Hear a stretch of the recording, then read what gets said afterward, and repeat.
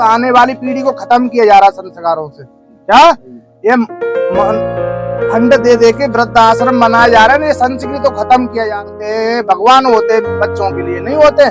और आज आने वाली पीढ़ी क्या देखेगी। अनुष्ठान चले आ रहे हैं हमारे तप, क्या इसको तपस्या को हठ योग बोलते हैं। जैसे हनुमान जी खाएंगे तो हमारे तुम्हारे से कल्पना से बाहर है।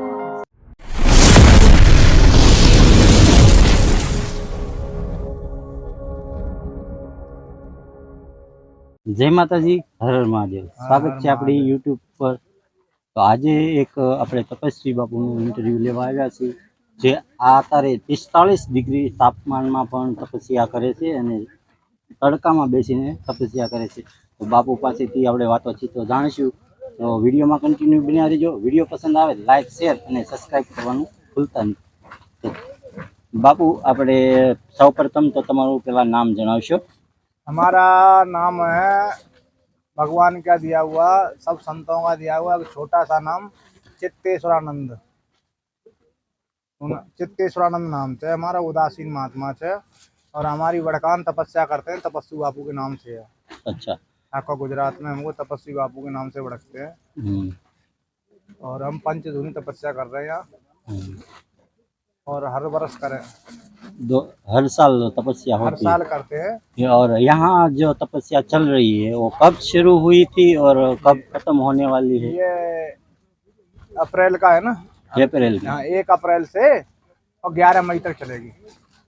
11 मई तक 41 दिवस चलेगी, और 12 से 3 तपस्या चलती है जी। पंचधूनी तपस्या है ये, और ये हमारे गुरु पीर करते आ रहे हैं। इसको हठ योग बोलते हैं। हठ योग। और ये भगवान की कृपा से ही होती है। शरीर की क्षमता खत्म हो जाती है ना, तो वहाँ से प्रारंभ होती है तपस्या। और ये भगवान की, गुरु महाराज की कृपा होती है, उनकी अति कृपा होती है, तभी अपन तपस्या कर पाते हैं, हठ योग साधना कर पाते हैं। अभी तमें जो मानस आता है हमारी 10 प्रदक्षिणा करने के लिए 5 मिनट नहीं उभा रह सकता। आम इंसान की तो बात ही नहीं। के तो काम न थी, और भगवान की कृपा हो जाए तो आम इंसान ही करता। मैं भी एक आम इंसान ही हूँ। संन्यास लिया है मैंने भी, एक संसार में से जाके लिया है। और ये तो मेरा क्या गुरु महाराज की कृपा से अपना शरीर बनाया है क्या। और शरीर को बनाया जाता है, आप जिस परिस्थिति में डाल लोगे, जैसा बना लोगे, वैसी आपकी काया बनी जाएगी क्या। और ये करने के लिए आपको संयम रहना पड़ेगा, गोकुल में रहना पड़ेगा, गुरु महाराज की शरण में रहना पड़ेगा, तभी ये प्राप्त तो हो सकती है क्या एनर्जी। और हर साल का कार्य है हमारा, तो 4-4 महीना की तपस्या होती है। धूनी तपस्या होती है, फिर बरसात में खड़ी तपस्या होती है, और श्याला में वो जल तपस्या होती है। जल तपस्या होती है। 12 महीना होते हैं, 12 महीना में 3 तपस्या होती हैं। तीनों को हम अनुष्ठानों को करते हैं। हमारे यहाँ तपस्या तो MP से चालू करी, नर्मदा खंड से। MP से आपने तपस्या चालू की है? जी जी। हमारा गुरु स्थान है इंदौर के पास, मऊ मिलिट्री छावनी, कोदरिया। मऊ इंदौर के पास पड़ता है। मिलिट्री का बहुत बड़ा सेंटर है, यहाँ हमारा गुरु आश्रम है। यहाँ से हमने प्रारंभ करी, वहाँ से चले राजस्थान किए 10 साल। सूर्य तप किया था यहाँ पे हमने, 11 दिवस करा था सूर्य तप। अच्छा। अभी हमारी पंचधूनी तपस्या है, हमने 7 साल की थी तपस्या, तो बीच में खंडित हो गई थी। ये लॉकडाउन लगा था ना, तो कहते हैं तपस्या करते हैं तो एक वर्ष भी खाली नहीं जाना चाहिए। हमारे 2 वर्ष खाली चली गई लॉकडाउन में। वो समय ही ऐसा आ गया। अब इसमें छाना के मानस की तो जरूरत पड़ती है तपस्या, अब नहीं पड़े। अब संसारी लेके आएगा छाना, हम क्या गोतेंगे। भगत जगत होते हैं तब जाके तपस्या का प्रारंभ होता है। वो एक समस्या ही ऐसी आ गई थी कि कोई जा नहीं पा रहा था, बाहर नहीं आ पा रहा था। लॉकडाउन लग गया था पूरे देश में, तो सबको डिसिप्लिन में रखा जा रहा था। तो हमने 2 वर्ष छोड़ी दी थी, अब 3 वर्ष से चालू की है। जयपुर करी थी, फिर हमने जोड़िया करी, तो ये वर्ष यहाँ कर ली है। हिराना में देखो तपस्या चल रही है। भाई थे, ये बाड़ी वाले को बढ़ते थे 8-9 वर्ष थे, गौतम भाई को। अब पंचधूनी तपस्या हमने देखी, जल समझ और जल तपस्या वो कैसी होती है? वो जल तपस्या होती है जैसे 108 मटका भराए जाते हैं। वो मकर संक्रांति भी होती है, स्याला का समय होता है ना, फुल स्याला होती है, फुल सर्दी होती है ना, तो हम 108 मटका रखते हैं। हाँ, गड़ा बोलते हैं ना आप, मिट्टी का गड़ा। मिट्टी का गड़ा। हाँ, 108 लेते हैं। और वो है ना, जैसे आज रात को 2 बजे रख दिया भर के, तो दूसरे दिन 2 बजे रात को इस्तेमाल किया जाएगा। सवेरे फुल ठंडा हो फुल ठंडा हो जाता है ना, तो एक मटका बांध लिया जाता है ऊपर। हाँ, तो उसमें एक भगत होगा, 2 बजे से चालू होती है तपस्या जलधारा, तो उसमें मटका डालते रहेंगे, 2 भगत होंगे और एक संत जो साधना कर रहा होगा, तो जटाओं को खोल के उस मटका के नीचे बैठ जाएगा, उसकी धारा ऊपर गिरे। और सर्दी में तपस्या करना तो माइंड भी शून्य पड़ जाता, नहीं पड़ जाए, और हमारी तो जटा और हुआ और इतना शून्य पड़ जाता है, बहुत भयंकर है। ये तो क्या है, सब कठोर साधना है, ये तो भगवान की कृपा हो ना, भगवान की दृष्टि हो तब हो पावे। शरीर की क्या है, कोमलता है शरीर, तो ज्यादा कैपेसिटी झेल नहीं सकता, ज्यादा भूखा रह नहीं सकता, ज्यादा नींद झेल नहीं सकता और ज्यादा कष्ट झेल नहीं सकता, शरीर की है ये तो। तासीर जितनी सहन करने की है उतना ही शरीर कर सकता है। क्या फिर रही आपका कर्म और आपका विश्वास, आपकी श्रद्धा, वो आगे एनर्जी आगे बड़े संकटों से दूर ले जा सकती है। शरीर की क्षमता जितनी है ना वो सहन करता है, और ज्यादा सहन करना तो वो तो परमात्मा की आपकी विश्वास, आपकी निष्ठा भगवान के प्रति, तो वो कठिन होता है ना, वो एक सफल बन जाता है भगवान की कृपा से। और मैं आज की पीढ़ी जनरेशन है उसको आप कुछ संदेश देना चाहेंगे? हम तो जनरेशन को बहुत देना चाहते हैं, आज की जनरेशन को। तो पहले तो देखो ये है, बढ़िया संस्कार होना चाहिए, और जितने भी गुजरात के अंदर वृद्धाश्रम खुले हैं ना, हम कहना चाह रहे हैं जितने भी वृद्धाश्रम खुले हैं, और समाज जितना फंड दे दे कि वृद्धाश्रम को बनाई जा रही है ना, इन सबको तोड़वा दिया जाए। ये तो आने वाली पीढ़ी को खत्म किया जा रहा संस्कारों से। क्या ये फंड दे दे के वृद्धाश्रम बनाया जा रहा है ना, ये संस्कृति तो खत्म किया जा रहा है। माँ बाप होते हैं, भगवान होते हैं, बच्चों के लिए नहीं होते। और आज आने वाली पीढ़ी क्या देखेगी, वो भी वृद्धाश्रम में मुंह क्या आएगी। अब वृद्धाश्रम को तोड़वा देना चाहिए, मैं तुझे कह रहा हूँ। और जो जिसने अपने माँ बाप को छोड़ा है उनको घर से बाहर निकाल देना चाहिए और माँ बाप को अंदर घुसा देना चाहिए।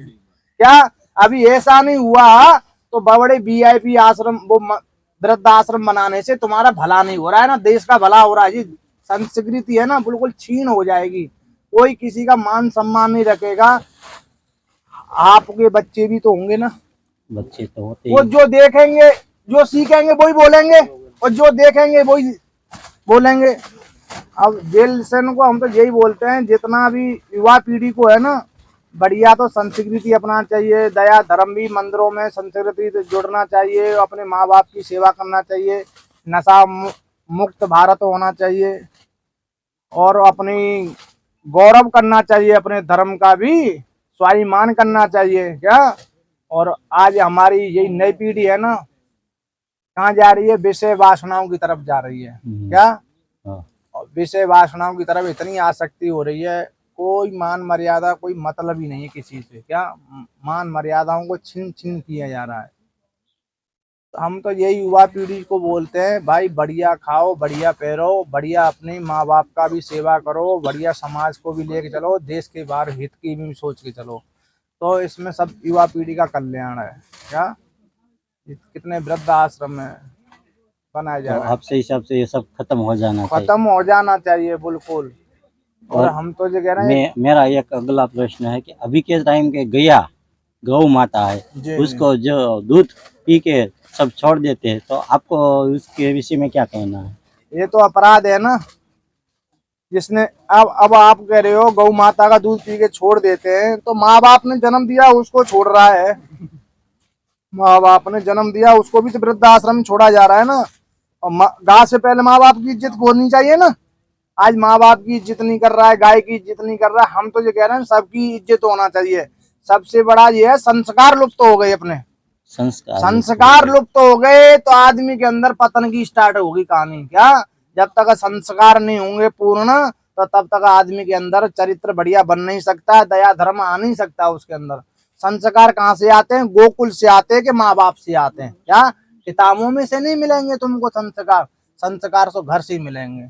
आपके बाप मंदिर में गया जब तो बेटा जाएगा, जब बाप मंदिर में नहीं गया तो बेटा कहाँ से जाएगा?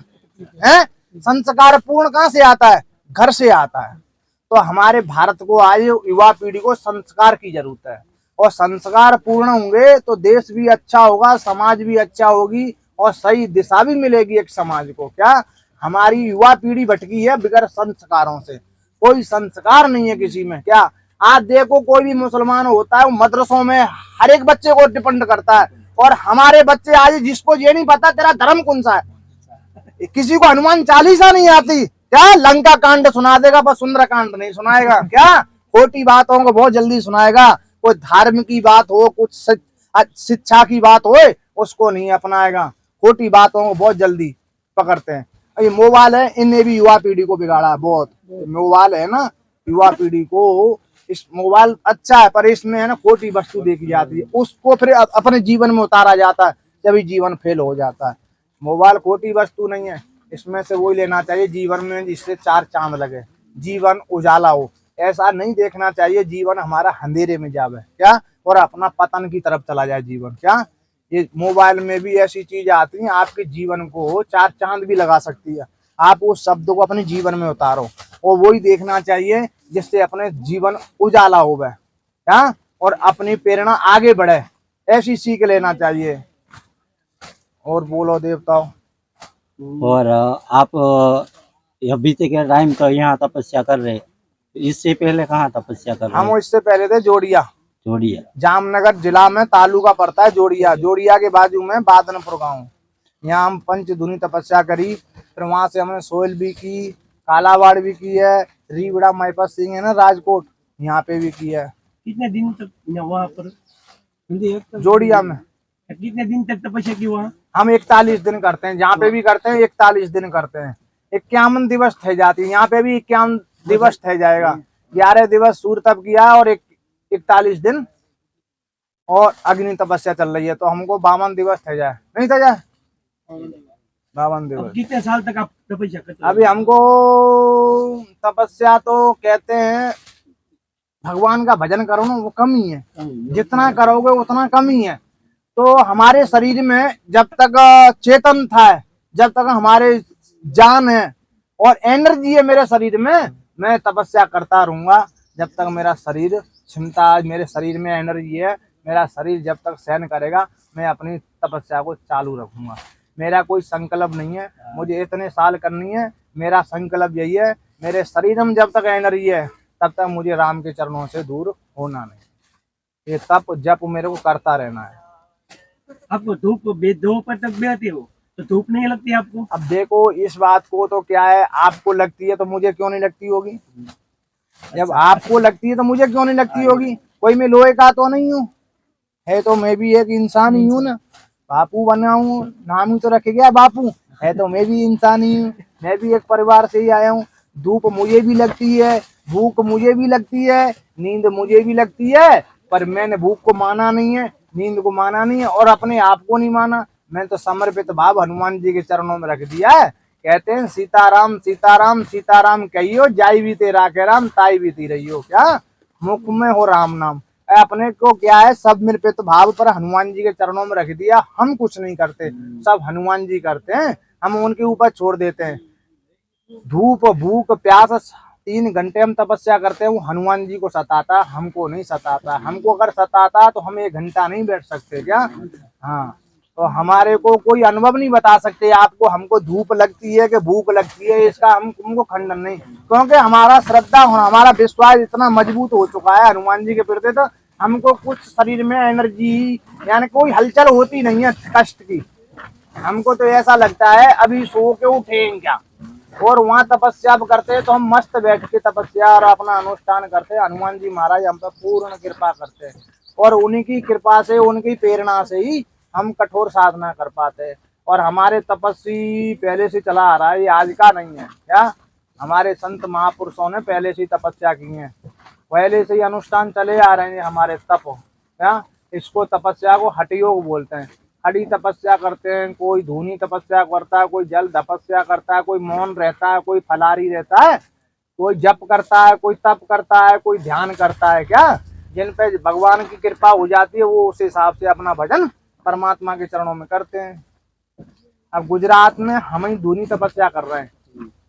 अभी गुजरात में अभी किसी की वीडियो हमने सुनी नहीं है, गई साल तो हम 3 महात्मा तपस्या कर रहे थे गुजरात में, एक पोरबंदर में कर रहा था और एक हम जामनगर में और एक कच्छ में।